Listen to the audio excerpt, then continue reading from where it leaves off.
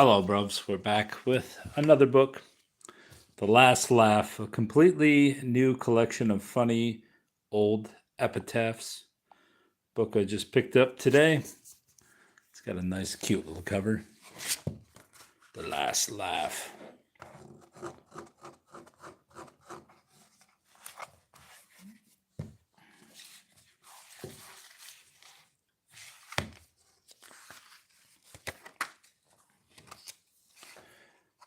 Abandon frowns, all ye who enter here. The Last Laugh, a completely new collection of funny old epitaphs disinterred by Gail Peterson, revitalized with likenesses by John Trotta. Hallmark edition, 1968. About the last laugh. We expect epitaphs to be serious memorials. Most tombstone inscriptions today and in the past meet our expectations, but our recent ancestors didn't worry as we do about seriousness. Sometimes by accident, usually deliberately, they inscribed humorous verses over the graves of their departed. Pardon, the camera was messing up. Perhaps they were warming with their humor the chill of the unknown.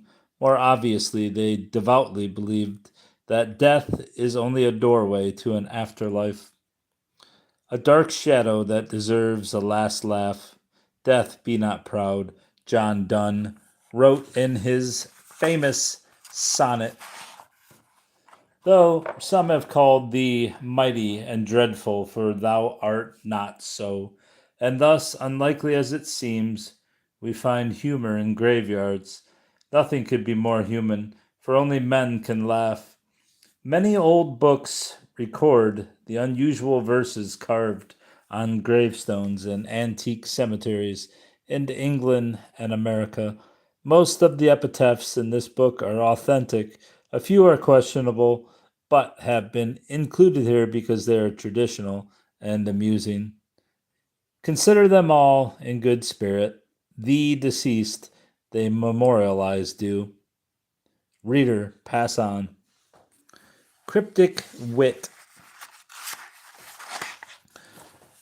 On a healthy man's life, here lies the body of Samuel Proctor, who lived and died without a doctor. A questionable tribute to a man frozen to death in wintertime. The winter snow congealed his form, but now we know our uncle's warm. Here lies the body of John Smith, buried in the cloisters. If you don't jump at the last trump, call oysters. Childwald, England. Here lies Captain John Conkapot. God, be as good to him as he would be if he were God and you were John Conkapot. Stockbridge Center, Mass. While on earth, my knee was lame. I had to nurse and heat it. But now I'm at a far better place where I don't even need it. Ithaca, New York. Fame carries far, this gravestone implies. Here lies two grandsons of John Hancock, first signer of the Declaration of Independence. Their names are respectively G.O.M. and John H. Hancock, and their eminence hangs on their having had a grandfather. Yazoo City, Mississippi. Sacred to the memory of three twins, Vermont. Molly, though pleasant in her day, was suddenly seized and sent away. How soon she's ripe, how soon she's rotten, laid in the grave and soon forgotten. Milford, Connecticut. A traveler lies here at rest who life's rough ocean tossed on, his many virtues all expressed, thus simply, I'm from Boston. St. Botolph's, England. Drink never hurt this good lady. She drank good ale, good punch and wine, and lived to the age of 99.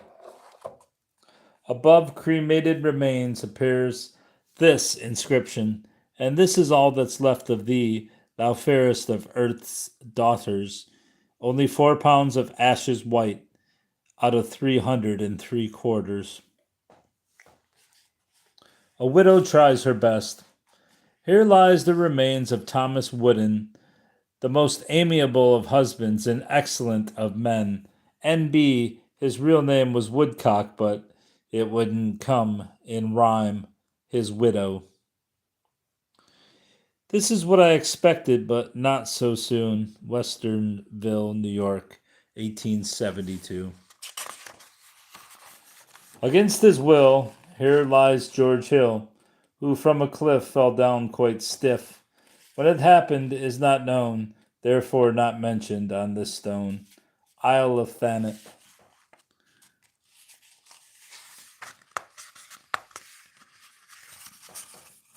Elizabeth Scott lies here. She was born in November 20th. She was born November 20th, 19... Jesus Christ, let me start over. Elizabeth Scott lies buried here. She was born November 20th, 1785, according to the best of her recollection. Maryland. Here lies one wood enclosed in wood, one wood within another. The outer wood is very good. We cannot praise the other. Winslow, Maine. That cannot be on a gravestone. Emery, a coarse stone used for grinding metal, inspired this epitaph. Ashes to ashes, dust to dust, here lies George Emery, I trust. And when the trump blows louder and louder, he'll rise a box of emery powder. Here lies Bernard Lightfoot, who was accidentally killed in the 45th year of his age, erected by his grateful family. St. Epitaphs, England. Beneath these stones repose the bones of Theodosius Grimm. He took his beer from year to year, and then his brewer took him. Durham, England. Born 15 September 1822, accidentally shot 4th April 1844 as a mark of affection from his brother. Poor Martha Shiel has gone away. Her would if she could, but her couldn't stay. Her had 2 bad legs and a baddish cough. It was her 2 legs that carried her off near London, England. Comedian W.C. Fields wanted this epitaph to appear over his grave. I'd rather be here than in Philadelphia. The famous cryptic epitaph to William Shakespeare. Good friend for Lesbs. Oh, I see. That's how it's supposed to be spelled. Good friend for Lesbs. Or is that supposed to be Jesus? Good friend, for Jesus' sake, forbear to dig the dust enclosed here. Blessed be ye man, yet spares the stones and crust. Be he yet moves my bones. He called Bill Smith a liar. Cripple Creek, Colorado. I don't understand that, but what's up, Ralph? Till death did them part.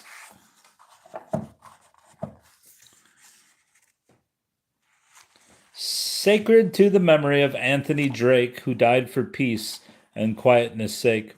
His wife was constantly scolding and scoffing, so he sought repose in a $12 coffin.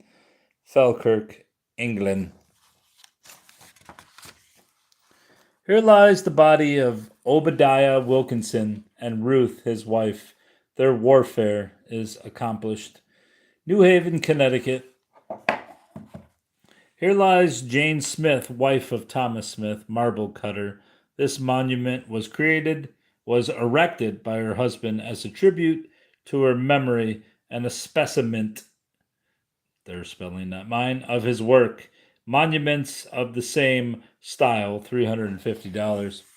Grieve not for me, my Harriet Dare, for I'm better off. You know what were my sufferings, and what a dreadful cough. Greenwood, New York. Farewell, dear wife, my life is past. I loved you whilst my life did last. Weep not for me, nor sorrow take, but loved my brother for my sake. Saratoga, New York.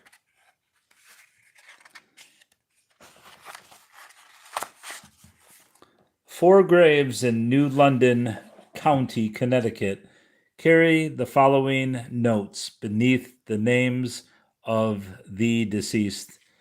My one wife, my two wife, my three wife, my four wife.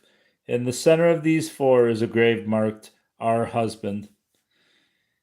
Is a husband complaining, or did the stone carver leave off the final E? Lord, she is thin. Here lies Donald and his wife, Janet MacPhee, aged 40, he, and 30, she. A wife's last word. Stranger, call this not a place, fear and gloom. To me it is a pleasant spot. It is my husband's tomb. Those that knew him best deplored him most.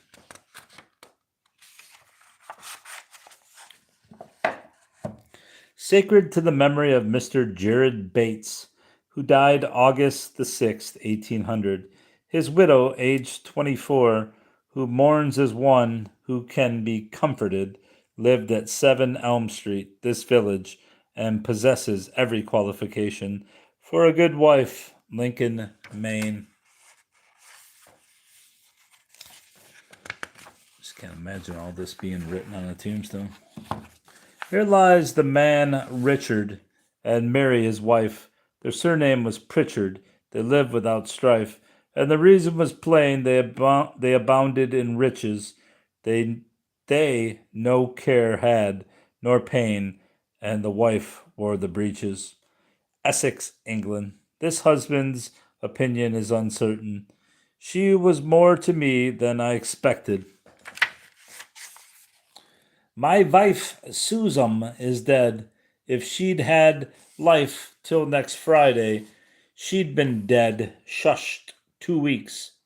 As a tree falls, so must she stand. All things is impossible, mit God.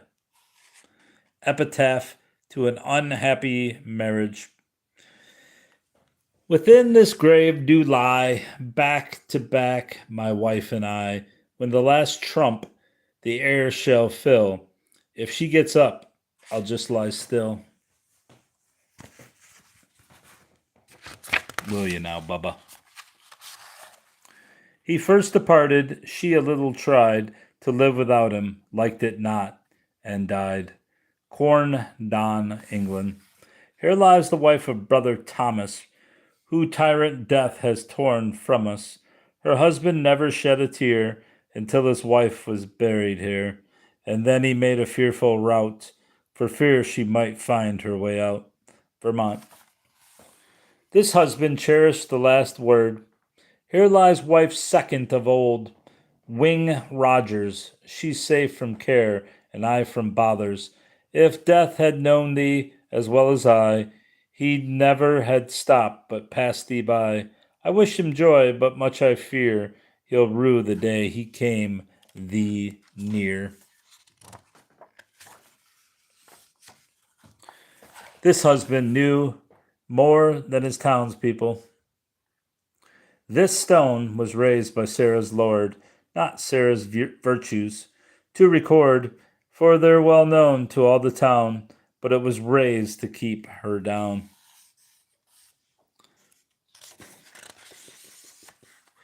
To free me from domestic strife, death called at my house. But he spoke with my wife, Susan, wife of David Patterson, lies here, October 19th, 1706. Stop, reader, and if not in a hurry, shed a tear. Suffolk, England. Out of business.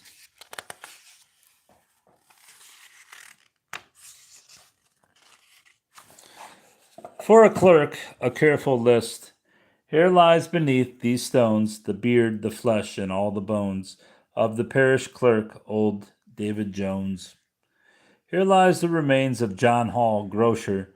The world is not worth a fig. I have good reasons for saying so. John Adams lies here, of the parish of Southwell, a carrier who carried his can to his mouth well. He carried so much, and he carried so fast, he could carry no more, so was carried at last. For the liquor he drunk, being too much for one, he could not carry off, so he's now carry on. That's brilliant. Ah, what's he eating? Oh, it's a bed. What the hell's coming out of his mouth? In All Saints Churchyard, Newcastle, England, here lies Robert Wallace, clerk of All Hallows, kind of, or king of good fellows, and maker of bellows. That's a bellow. He bellows did make till the day of his death, but he that made bellows could never make breath. The inscription for the late surveyor of the New River Company. Here lies John White, who day by day on river works did use much clay, is now himself turning that way. If not to clay, yet dust will come, which to preserve takes little room, although enclosed in this great tomb, Enfield, England. Epitaph for a dentist. View this gravestone with gravity. He is filling his last cavity. Here lies the body of poor Frank Rowe, parish clerk and gravestone cutter. And this is writ to let you know what Frank for others used to do is now for Frank done by another. Yorkshire, England. Underneath this crust lies the molding dust of Eleanor Bachelor Shoven, well versed in the arts of pies, custards, and tarts, and the lucrative trade of the oven. When she lived long enough, she made her last puff on a gardener's grave, transplanted Eastport, Maine. On the remains of Robert Trollope, architect of the Exchange and Town Hall of Newcastle, England. Here lies Robert Trollope, who made yon stones roll up. Oh, camera's messing up. When death took his soul up, his body filled this hole up. On a careless cowboy, here lies a man whose crown was won by blowing in an empty gun. The body of Benjamin Franklin, printer, like the covering of an old book, its contents torn out and stripped of its lettering and gilding, lies here. Food for worms, but the work shall not be lost. It will, as he believed, appear once more in a new and more beautiful edition, corrected and amended by the author. Benjamin Franklin's own epitaph. A baker retires. Throughout his life he kneaded bread and deemed it quite a bore, but now 6 feet beneath earth's crust, he needeth bread no more. A tribute to a fisherman. He's done a catching cod and gone to meet his God. Block Island, New York. Epitaph for a butcher named Lamb. Beneath this stone lies Lamb asleep, who died a lamb, who lived a sheep. Many a lamb and sheep be slaughtered, he slaughtered, but cruel death the scene has altered. Written for a blind wool sawyer, while none ever saw him see, thousands have seen him saw. God works a wonder now and then. He, though a lawyer, was an honest man. New Haven, Connecticut. On a locksmith. A zealous locksmith died of late and did not enter heaven's gate, but stood without and would not knock because he meant to pick the lock. Next to last judgments. A marker created by angry townspeople. Here lies Ned Hyde because he died. If it had been his sister, we should not have missed her, but would rather it had been his father, or for the good of the nation, the whole generation. The Lord don't make any mistakes. South Plymouth, New York. Ebenezer Dockwood, aged 47, a miser and a hypocrite, never went to heaven. Massachusetts. Here lies the body of Nancy H. Gwynn, who was very pure within. She burst her outer shell of sin and hatched herself a cherubim. Near London, England. A grave for Shiel, an Irish orator, bears this epitaph. Here lies I, there's an end to my woes, and my spirit at length at ease is with the tip of my nose, and the end of my toes turned up against the roots of the daisies. Emma, daughter of Abraham and Matilda C., and wife of Theodore S., died August 10th, 1868, aged 26 years, leaving 5 children, married too young, against her father's will. Single women take warning. Saratoga, New York. At rest beneath the slab of stone lies stingy Jimmy Wyatt. He died one morning just at 10 and saved the dinner by it. Falkirk, England. Just deserts. Here Dr. Fisher lies interred, who filled the half of this churchyard. It's not a very good rhyme. God takes the good, too good on earth to stay. God leaves the bad, too bad to take away. New York, New York.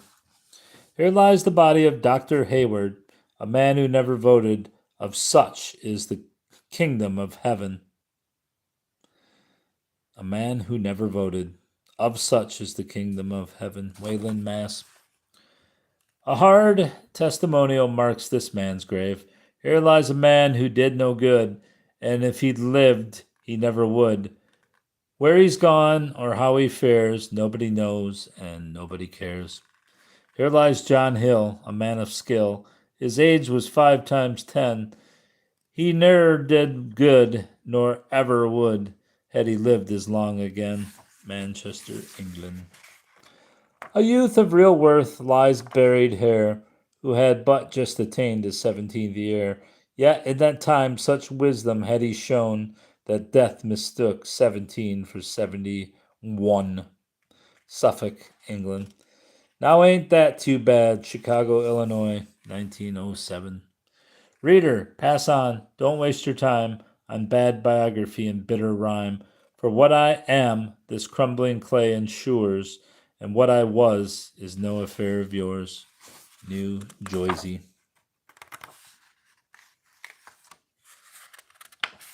Set in Jansen, Antiqua, a typeface born in the 17th century. Baroque, but timeless because of its clarity and legibility.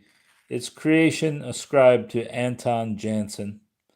Preserved upon hallmark eggshell book paper and designed by Harold